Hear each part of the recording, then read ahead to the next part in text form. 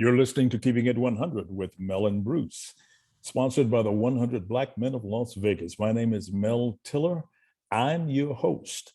And today's guest is one of my favorite. She does a lot of great things for our community, for our state, and is working hard for us in Washington, D.C. Senator Cortez Masto. Senator Masto, how are you doing today? Well, hello. I'm always great to join you. Thank you so much. How are you doing? Oh, doing great. Just a little hot. Believe me, I know. I had to fly back to DC, but I've been there, and my husband and family, they're still there. It is hot, isn't it? Oh. It's pretty hot here. There's no doubt about that. Listen, let's talk a little bit about politics. All right. Okay. So you were just recently endorsed by the Teamsters Local 986. What does that mean to you? Thank you. Thank you for bringing that up. It means a lot for so many reasons. One, because I am proud to represent so many families that recognize that working together, we can actually focus on making sure they have a good job, good paying jobs, good benefits, good health care, a future for their kids, pay for their education, and so many things. And as you know, we're a proud organized labor state. But also, let me add, my father was a proud member of the Teamsters. So when my sister and I were little, he was a parking attendant at the Dunes Hotel and Casino. Remember the old Dunes Hotel and Casino? Yes. And that's how he and my mother put a roof over our heads and food on the table. And I remember as I got older, I asked my dad what it meant to be a member of the Teamsters and just in general and organized labor. And he said, well, listen, I had a family always. They were there to support me. And it's how I could afford the healthcare for the birth of you and your sister. And I remember as a young girl, just little, and there's pictures of me and my sister at picnics and events with all of our family and the Teamsters and all of the organized labor standing next to one another and supporting one another. So that's why I am proud to continue to represent, as you well know, our friends and brothers and sisters in organized labor in the state of Nevada and across the country. That's great. So let's talk a little bit about kitchen table issues. Everybody's feeling the pinch and the impact of higher gas prices, higher cost of living, and housing crisis. I mean, everything seems to be just going up. And so what are you doing to get us some relief? Yeah, this is something I hear from Nevadans all across the state, and I hear from my family. Remember, my family is part of that community. My husband and I feel it, I see it, just like my family members, just like everybody in Nevada. And it is really a focus for us now to lower costs for families who are struggling because of the inflation and because of the high cost. Here's what we can do, and this is the work that I've done. One of them is let's help them lower their healthcare costs. Let's pass prescription drug negotiation, bring those costs down for prescription drugs. Let's cap the cost of insulin for so many families, because by the way, the formulary for insulin hasn't changed. So why is the price spiking, back and forth? So let's cap that. Let's actually hold the pharmaceutical companies accountable if they increase the price of their drug faster than the price of inflation. Let's penalize them. So there's a lot we can do to lower costs for family around healthcare. And that's what we're looking to do right now in the reconciliation package, to get that passed, to hold them accountable. But here's the other thing. I see it, when we go up to fill up our gas tank or our tank at the gas station, just like all of my family there, it's ridiculously expensive. And I sit on energy and natural resources, and I had one of the oil companies before us in a committee hearing, and I said to them, but this goal of lowering energy costs requires all of us working together. And you're sitting, big oil, on 9,000 permits that you have not drilled on to put more supply into the supply chain for oil and crude oil. Why? Because what I see is that instead of drilling and put more of that money, you are actually seeing an increase in prices, which gives you higher profits. And instead of drilling, what you are doing is taking those profits and giving it to your shareholders, because that's what Wall Street wants you to do. Yes. So that's part of this problem is We need big oil at the table working with us to lower these costs. I have talked about how we can, at a federal level, have a gas tax holiday, which would be good for the country. That we could put more supply in through the Strategic Petroleum Reserve, which will help lower those costs in the short term. So we have to figure out how we do short term and long term. But I tell you, this idea of putting more supply out there will help us lower these costs. And think about this, be a bridge to our energy independence. If we can get more electric Yes. vehicles, electric buses, lean into this clean energy economy, we are independent from these crazy spiking crude oil prices that only these big oil companies are profiting from, right? And so that's the goal here, is to have a bridge to get there. That's why a lot of the work I've done also is around that clean energy economy and making sure we have smart communities, smart transportation, electric vehicles. We are reducing our carbon footprint. We are getting off and making sure that we as a country are independent from all of that crude oil that is out there, that is really causing challenges to our families right now. These discussions are so important because what we're hearing in the news is it's Biden's fault. It's the Biden administration. And the gas companies are holding the ability to lower gas prices literally in their hands, and they're not doing anything about it. How are you all informing the public and letting the public know who really has the power in this particular case? Well, it's things like, these conversations that we're having to get that information out to the public. Because, listen, you and I both know at the end of the day, our families are struggling at all levels, and they really just want to put food on the table, have a good paying job, but they're working to make sure their kids have every opportunity. So they get up, go to a job, take care of their children, make sure that at the end of the day, they can, whether they're in school or summer school, they can put them back to bed. So they have a lot on their plate already, and access to healthcare when they need it, and it's affordable. So the goal here is to make sure we're still continuing to fight for our families and lower those costs. These are the conversations that are important for us to have, because, listen, I will tell you, my opponent right now already has a record of defending big oil. When he was the attorney general of the state, he actually tried to stop an investigation into big oil. And quite honestly, he works for a large law firm that represents big oil. So his salary is coming from it. So I think it is important for the American public to not only hear these types of conversations, but also for themselves look and see. Go online, figure out what you can do to gather information and gather the truth about these races. I think it's important that we inform and make sure we're getting information out to our voters throughout the state so they can make informed choices that are going to benefit themselves and their families short term and long term. Yes. My colleagues and I are having many, many intense conversations about our democracy. Quite frankly, we're just concerned. Our Supreme Court. Our Supreme Court is extremely bothersome right now. They're doing some things that I have not seen a Supreme Court do in our lifetime. And you have recently just jumped into the middle of the fray. You recently co-authored the Freedom Travel for Healthcare Act of 2022. Tell us about that legislation. Absolutely. Thank you, because I think this is important for everyone to really understand the implications of not only what the United States Supreme Court has done here, but what they will continue to do to erode our rights. And quite honestly, Mitch McConnell, who, if he gets control of the Senate again, will continue to support that. So let me just talk about one piece of this.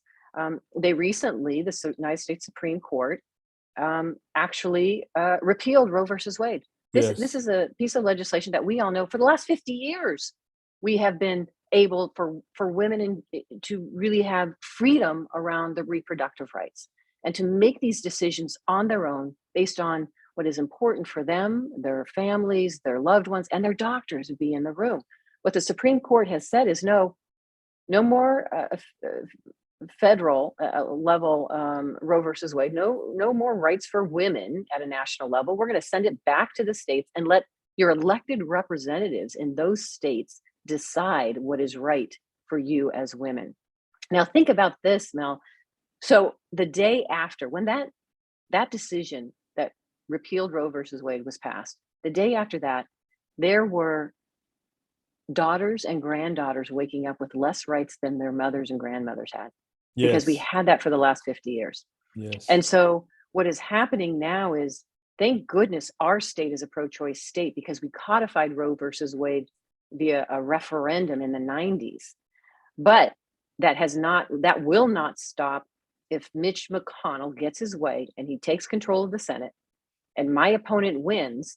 They are already working on trying to pass a federal abortion ban through Congress. If they are successful, that would preempt our state law. Right now, we are a pro-choice state, and there are so many women who are coming to our state for services because they cannot get them in their state, because the minute that Supreme Court decision was handed down to repeal Roe versus Wade, there were over half of the states across the country that had trigger laws to restrict or ban abortion. And now there are some states and some state legislators looking to go even further. What they're saying is, even if you're in our state and you're a woman in the state of Missouri that has banned it, then you cannot travel across state lines to Nevada to get your healthcare needs. We are going to criminally prosecute you as a state of Missouri, or we will civilly prosecute you. And if you are the employer and you want to help that woman, you are going to be banned from doing so, because we'll come after that employer as well. That's what some of these states are saying. We're going to prosecute you. We're going to go after you if you help women cross state lines to get to places like Nevada to receive your health care. And that includes the healthcare providers, that they want to go after healthcare providers for providing these legitimate legal services in states like Nevada, which has had a chilling effect on some of our healthcare providers, because that Yes. means, think about this, some other state could reach across state lines and come into our state and try to sue or prosecute our healthcare providers or individuals in our state. And so I introduced legislation to protect the right of women to travel across state lines to seek that healthcare, and to protect their employers to help them, and to protect the providers who want to provide those services, like in states like ours, so they can't be sued. Unfortunately, I will tell you, I introduced that legislation last week. The Yes. Republicans opposed it.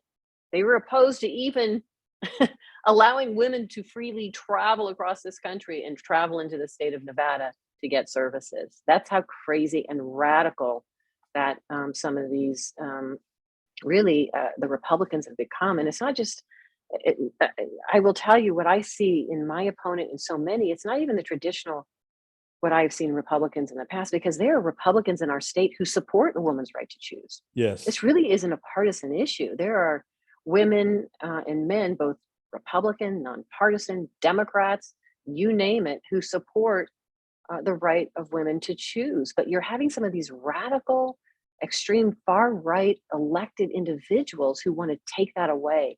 And my opponent is one of them. He supported that repeal. He called it a historic decision by the Supreme Court when they repealed it. And he has Yes. absolutely said it is, he said having Nevada as a pro-choice state is sad. And there's no doubt in my mind he would be a vote to ban abortion across this country, including in Nevada. The devastation has already begun.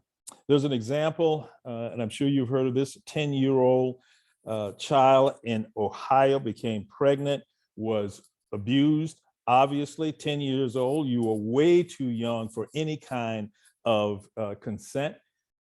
Became pregnant. Ohio would not allow her to receive an abortion, and she had to travel to another state in order to get an abortion. To me, it is unconscionable that you would require an abused 10-year-old to go through with a pregnancy. Well, and that's just it. And this is what I argued to my colleague from Oklahoma who opposed my legislation. I said, well, I don't know what it is like to walk in another woman's shoes. I know what my background, my beliefs, my religion, my experience is. but I don't know what it's like for other women. So why should we limit or control what their experiences are, or try to impose our beliefs and our religions and our experiences on someone else? They should be free. That's what this country is about, liberties and Yes. freedoms, to be able to make those decisions and those choices around their healthcare, in a manner that is good for them, their families, with their doctors, and for women's bodies. And by the way, here's the other thing that really is upsetting, because I have to tell you, when this decision came down, I was on texting with my mother, who I'm not going to tell you her age; she'll kill me on radio. But my mother, who is in Las Vegas, and my sister, and just outraged, because this is about women's rights. This is about women's freedoms to make these decisions and be autonomous in this country without having somebody restrict it. And by the way, women are half the population of this country. So this is about equal protection for us and these opportunities. If you do really respect the freedoms, then you respect the freedoms of women to make these decisions. I trust women to make these decisions. Why don't they? It's very interesting. I thought that Senator Patty Murray stated it well recently when she said the Republicans are rejecting any appearance of fighting for people's rights and embracing all-out oppression of women like never before. That's right. That's absolutely right. And while they are trying to oppress women, they are also openly embracing groups like the Proud Boys, the Oath Keepers, and other violent extremist groups. They are openly embracing violence to achieve political ends. Where is that going to take us? Well, let me just point out January 6th. Are we a country that supports what happened before January 5th, and we had this great election, which was not stolen, and we elected some incredible people across the country, including two new senators from the South, from Georgia, Yes. right? One a Black man and one a Jewish man. Or are we going to be the country of January 6th, where we had this insurrection of some of these white supremacists on the Capitol, and others who were trying to prevent the peaceful transfer of democracy, of a presidential power in this country, which is really the cornerstone of our democracy, under the guise of some big lie that happened.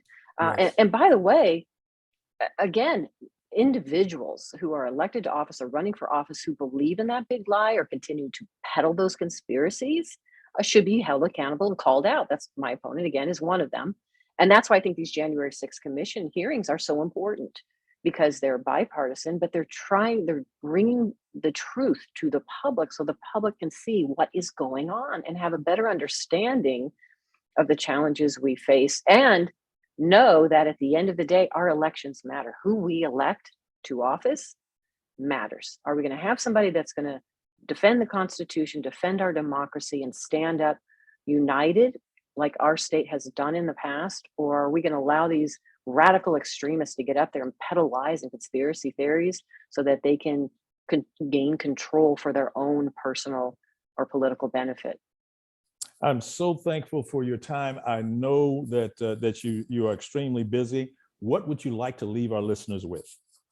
Well, first of all, thank you. It's always a pleasure to join you. Yes, For anybody yes, who's yes. listening, if you have any questions about not only the upcoming election and my reelection, or just in general, you need assistance with anything, reach out. Please reach out to me. That's really why I'm in the United States Senate, is to be the voice and fight for everyone in the state of Nevada. Hey, whether you voted for me or not, I am there to work on your behalf, but I can't do it if I don't hear from you. You've been listening to Senator Cortez Masto, one of the great friends of our show. We are Keeping It 100 with Mel and Bruce. My name is Mel Tillar. I am honored to be your host, and that's Keeping It 100.